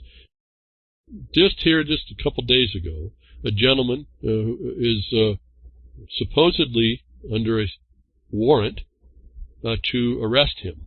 Maryland SWAT team serving red flag warrant, shoot, kill 21-year-old man asleep in his bed. So if you don't think that the coronavirus is martial law enough, and you listen to this and you don't understand that you're living in it, I don't know really more to say, that the people in Maryland are now facing the problem of Virginia. And prospects are not so good. It turns out, probably, that there was actually nothing the gentleman did wrong. This is another execution that they're claiming is a red flag. They claim in the actual stories it wasn't red flag. There were other so-called firearms violations, which a judge signed off on. The gentleman was in his, I guess his parents' home, sleeping with his girlfriend. She gets wounded as well. They shoot through his bedroom window to kill him. All on conjectural stuff.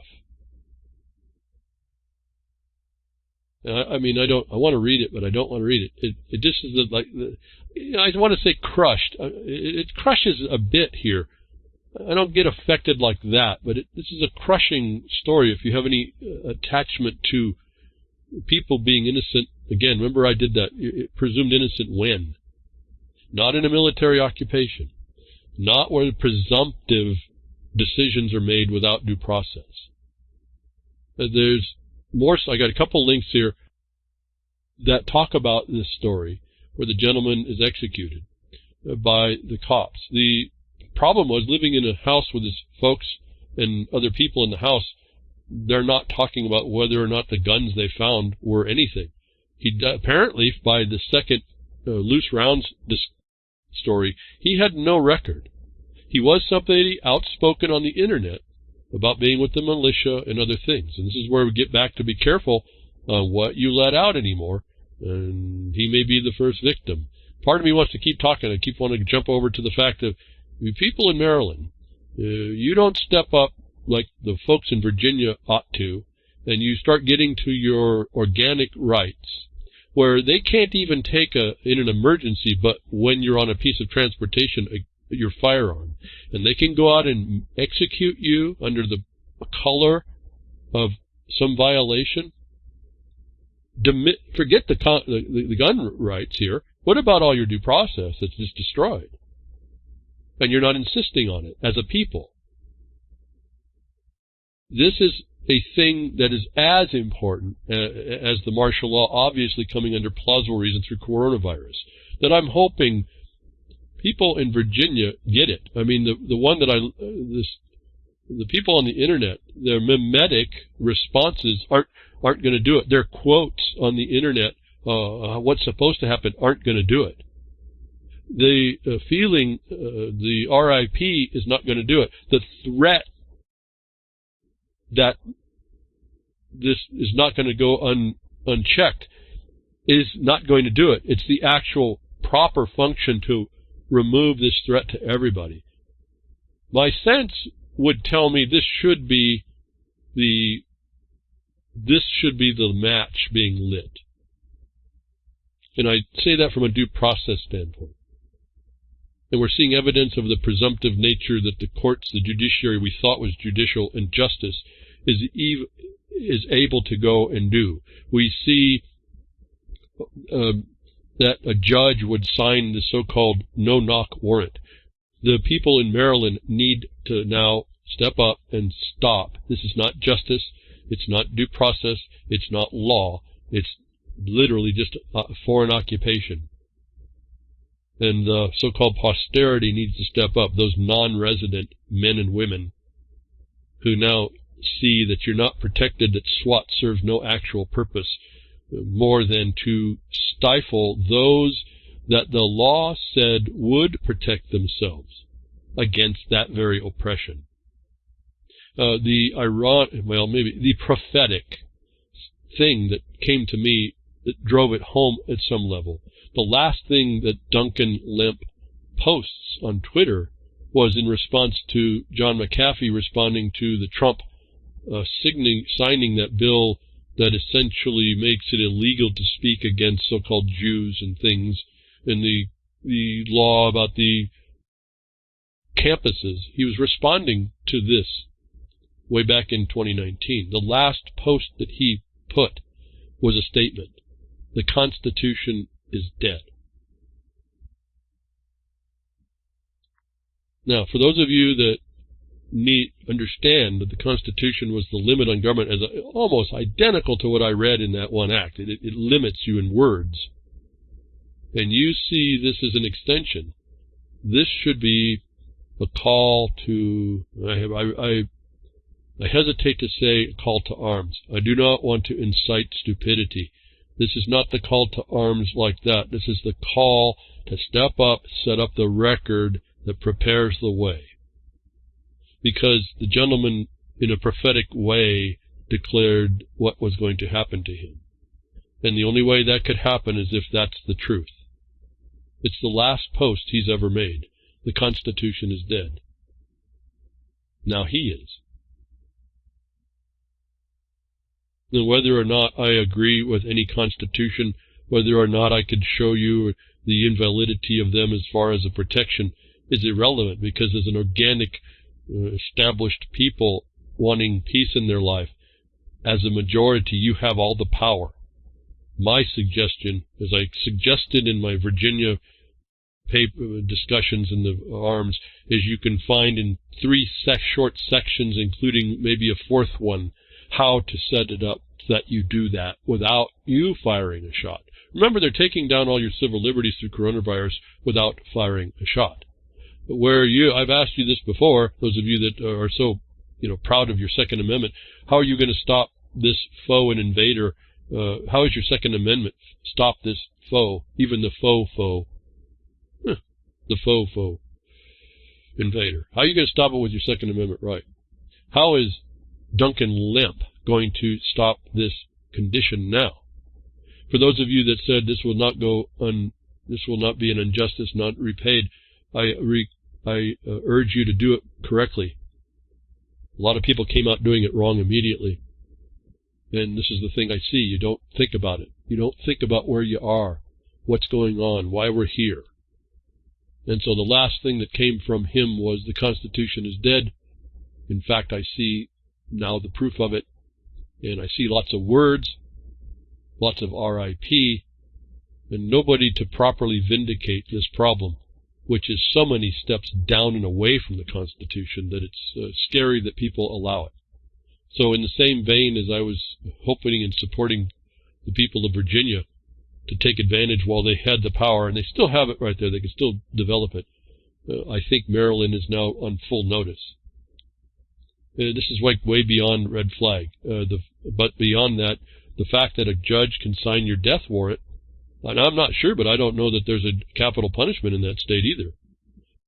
Should have been markers along the highway to destruction that a vigilant mass of educated people ought to have been interested enough to stop before it got to where we now have what appears to me to be a very intelligent, caring guy.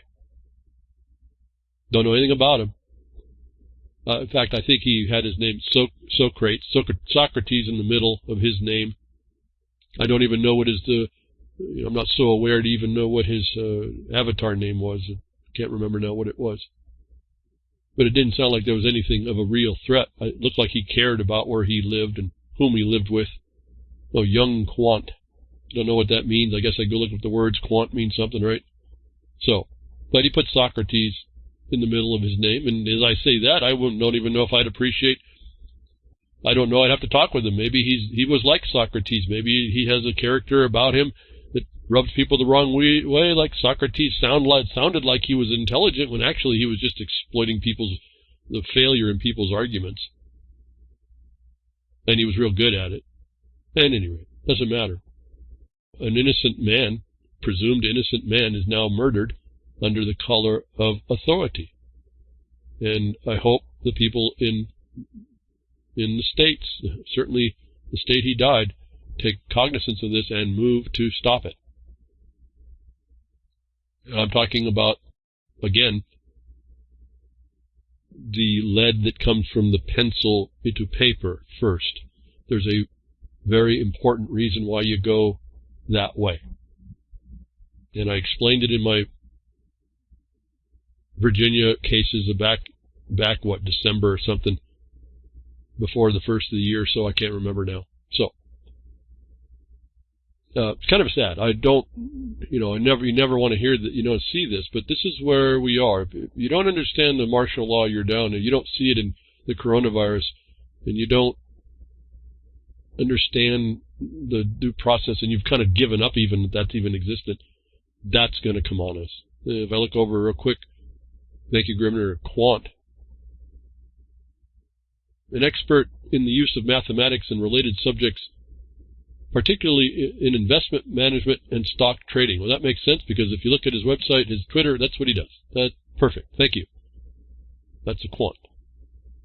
I thought that there was a definition for it. Failing brain, folks. But anyway, gentleman is dead. All on the presumption that he was no good. No presumption of his. On the statement of an informant. You want to get me back to the beginning of the broadcast? The same informants that will inform on you to the senseless worker. In a district you don't even exist, actually. And I think if people understood these things, maybe it's my utopia. If people understood these things and understood to bring those things out first, we wouldn't have this nonsense going on. You understand, if there's a senseless worker on your door and you can show the code that says that that's not proper, that the United States federal government is extending its reach to you through that agent. And that should be a clue something is terribly, terribly wrong. And the other question I would have then, how did the state, the Commerce Secretary of the state, make a plan that included you when you're not part of that system? The system, you're just a man or woman, in but not of. And as long as we let these questions slide beyond challenge, these people continue. And the Constitution is dead. So, I don't know. I keep looking at that. Really sad. It is really a sad condition. And what's really sad is that there's not going to be real justice for this, and no justice in the future for any of you all. And that is all on us, you and I, to resolve. Because these criminals have justified the harm that they do to us as a benefit. And when you go read what they're treating you like as some prisoner, and you agree without objection, I don't know what more to say. This is predictable consequence. And as I say that in the military thing, if you're listening, Solomon, thank you for calling in to Grimner. Appreciate hearing that you're doing well. More interested that you may have a place to be called, and not that I want to, just because my mind says when you're wandering around, you're wandering the wilderness. It's sometimes difficult. Anyway, thank you, and yes, we're thinking about you a lot. So be good with yourself and take care. But we have the military consequence. What are we going to really do about it? How much more do we need, folks? Really, how much more do we need? The noose is closing. We've got evidence of this all the time. When does the noose get too tight? I've talked to you about this next information here as part of that provision, that they use the adulteration of what you thought could happen in legalized ways, attorney-twisted ways, to bring you into something that again, I said you can think and you can do innocent, but you're presumed guilty, and they can make up stuff to bring you into an interaction with them that they justify because they get a Bar Association member's signature to come and execute you. And it never, ever gets tested, and then it only gets tested with ignorant people using attorneys, again, that go before courts that already have the answer, and there's no ability to defend against that because you didn't know how. But I want to move now and transition over to expanding this military state and how they're getting the surveillance and the intelligence and how they make innocent people and kill them, even if you don't have anything you've ever done. And this is, again, ongoing notice to us on how it's being done. If you're close to the scene of a crime, police can demand Google hand over your data. And you think, what do I do, folks? There's a guy riding a bike around a neighborhood, and he was using one of them health monitors I told you don't get, and it gave him a geolocation that was in front of the house where the murder happened, or the crime happened 3 times, and so they came after him.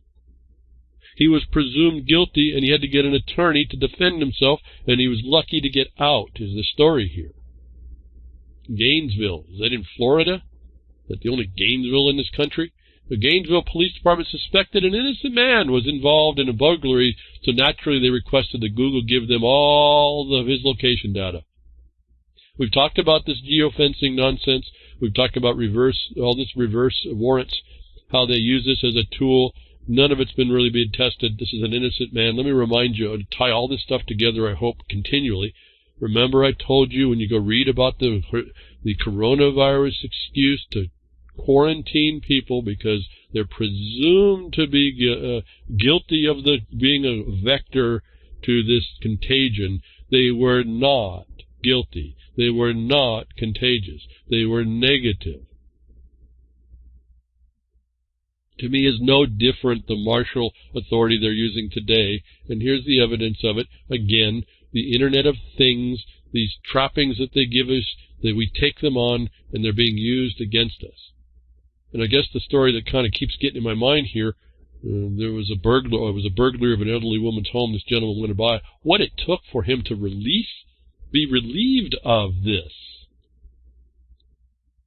Remember, this is guess we put ourselves in these little bubbles and clouds like it's not going to happen. Once it does happen, there's talk about life being sucked up. You know, I know this from experience, just involving myself with my own, really rolling up my sleeves in my own cases. It takes your life. And they come after you. And when they want you, they make up all the excuses. Now you see, what was it, Maryland? They get execution warrants. In a state that has no execution power, apparently. And even if they did, right? But here we have it, folks. How much more do you need to know? That the government will do things that they can get away with. They presume folks, without an adversary, without a question, they have the power to steal away all your liberties. My mind, there's all these voices that start coming to my mind, not literally, it's in a thought. I'm not crazy, really, I'm not, really. The objections I see, like in chats or in emails and stuff about certain things, when I say this stuff, is it due process, or what are you going to do, or whatever. Folks, you got to do something. Otherwise, it could happen that someone, especially under the so-called red flag excuse, which may not be in Maryland what happened, which is even worse, folks, if you understand this. It's even worse if there was no actual red flag authority. The thing could be told upon you, an informant tells upon you, or is invented by the cops themselves. And they come to talk with you and murder you. There's not any constitution in that, no limit on government, no limit on oppression, no limit on tyranny.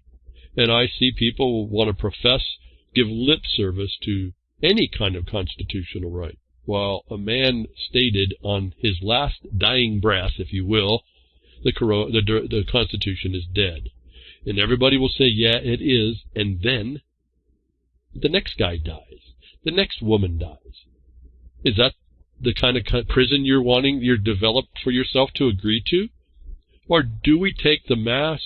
We understand that this is not good. That video that I'm a little critical of, why did you just go do some reading first before you told everybody your guns can be confiscated, and show they can't empower people and say, okay, now we're going to go set up and make sure this is going to be in a certain way. Instead of just sitting on the internet and on YouTube and watching each other jack our jaws about all the things that we see as a wrong. And that's wrong. I mean, our perceptions are totally screwed up. So you think nothing can happen. I'm trying to point out all the technology is coming on that we agree for ourselves to be brought in, that is being utilized in legalisms to twist and contort, attorning your rights under the flimsiest of authorities, if any at all. I keep thinking about that Washington interim guidance. What? On multiple coronaviruses? Are you kidding me? The natural thing now. It's not special. On 10 deaths? I mean, we could go through that other argument I did last week about all the other deaths they've never instituted an emergency for. Okay, so as I think more and more on this, as I've been going through today, I just can't say I'm depressed. I'm just depressed. I just wonder about us. I wonder why we complain and then don't resolve it. I wonder why we allow this stuff to come down on us. Toilet paper is more important. Not to diminish the importance of toilet paper. But everything in its place and its time and its course. And so before you are in the place where you are controlled in your toilet paper, because they've extended this whole thing out till December like they did with SARS, through the election and all the nonsense and turmoil that's going to happen. And then all of a sudden you are going to have to go to somebody to get your permission to get your roll and your food, and you see in China. Will you start to step up to say, wait a minute, challenge all these things? Will you start to challenge how they can take away civil liberties on the flimsiest of suggestion? I say that, my mind says the answer is going to be no, but I'm going to tell it to you anyway, because that's what we have to start doing. Not that my opinion on you matters, but there's an opinion nonetheless that keeps talking to me that I can't eliminate in my brain. Okay, so you can be made out, you can be alleged to be anything now on just a statement of a foreigner, bureaucrat, whatever jurisdiction, whatever it is, even a local authority that doesn't have a clue, that's making felonies and violating the organic constitution against people that their authority doesn't actually apply until they can actually demonstrate the need. Not by suggestion. There has to be evidence. And that is required, that they can't suspend the courts. I told you that was coming last week. They suspend the courts. How do you defend yourself? How do you even do an equity action? And I'm going to show you that there's an answer inside of that. Did you anybody read this stuff to understand that it happened at all? Let me explain one little thing that was interesting. You always look for the hitch and the giddy up for them. The one type case they can have is any case that doesn't require a face-to-face hearing. And I don't know about you, but that screamed private property rights, equity, a filing for injunction and or declaration. So, where I've been saying that there's really a closed court in your civil liberties, there's one, the lack of a face-to-face hearing that you can actually execute on. Will you do that? Will you experiment, even if that much, while you're all sitting and you're twiddling your thumbs in your homes anyway? Will you do that? Will you work that out? I don't know. I can only ask about that. I can only ask that you consider these things as they lock your life down and give them the authority that I'm telling you is, I don't have a real good answer against in trying to avoid it. And if you are all in a prison, then none of you will be able to stop that senseless worker, because you're all deemed to be in a federal prison right where you are. And where you are is deemed a district, and that's a military district. And they have the territorial court to have the decisions once they decide to start doing the hearings again on their terms, because they won't lift that open access to the rules that the administrator gets to do to keep everybody safe and secure, to keep their soldiers, the clerks and the people of the court, safe and secure, just like the Lieber Code talks to us.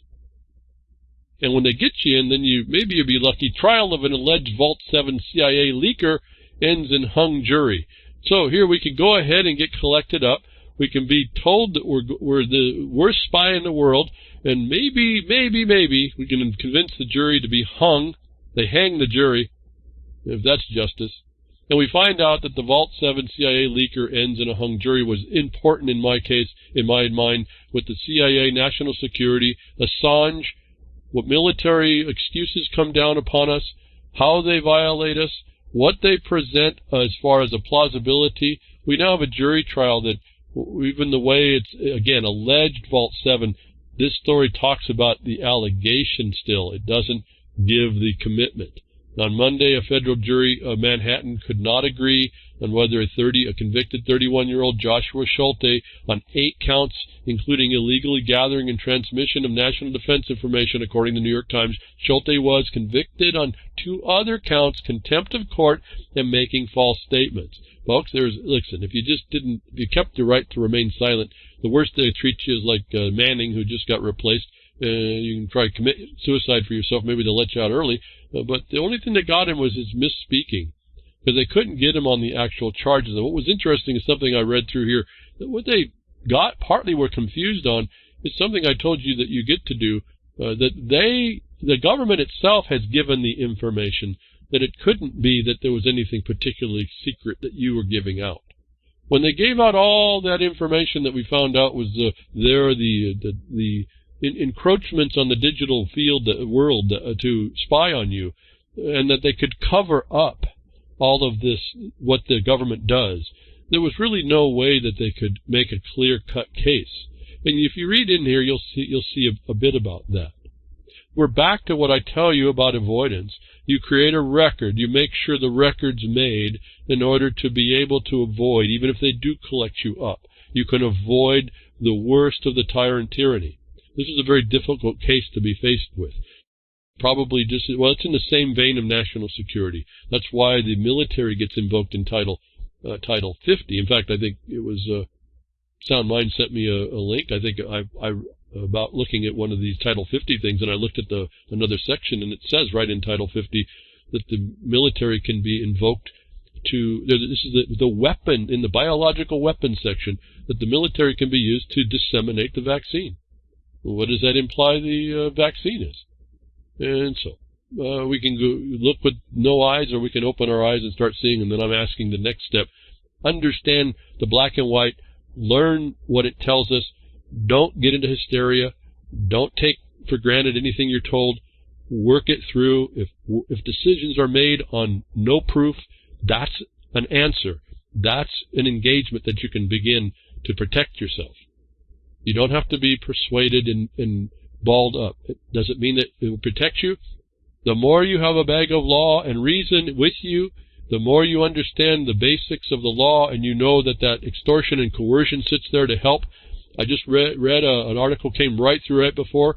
There was a shootout between the FBI and a local Kentucky officer, a constable. They're elected officials, no less.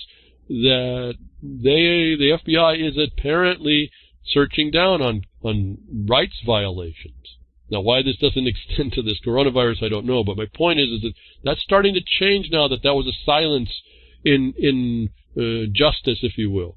I'm not saying it's an answer. I'm saying that there's more eyeballs looking to it's getting so bad now they have to make it look like they're checking something. And this is an opportunity for us to do that. So thank you, Grimner, for what you do at reallibertymedia.com and Jules at ucy.tv. Thank you very much. And Sound Minds and Normalization of Ignorance. And just in case, all you guys, Gary, Daryl, thank you for everything you guys are doing to support the broadcast, or send me information, or do your thing. Appreciate all that you're doing. I'll be with you next week. Tech Diffs or Nature Willing.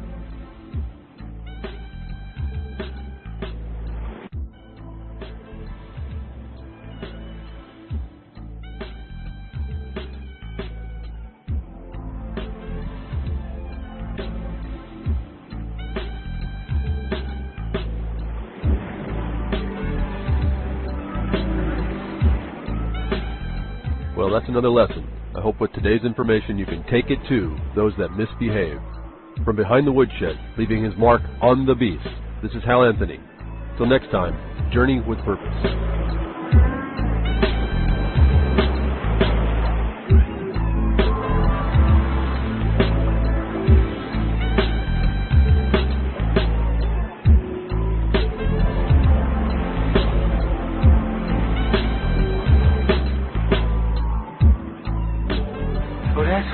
Opening up a can of whoop-ass feels like.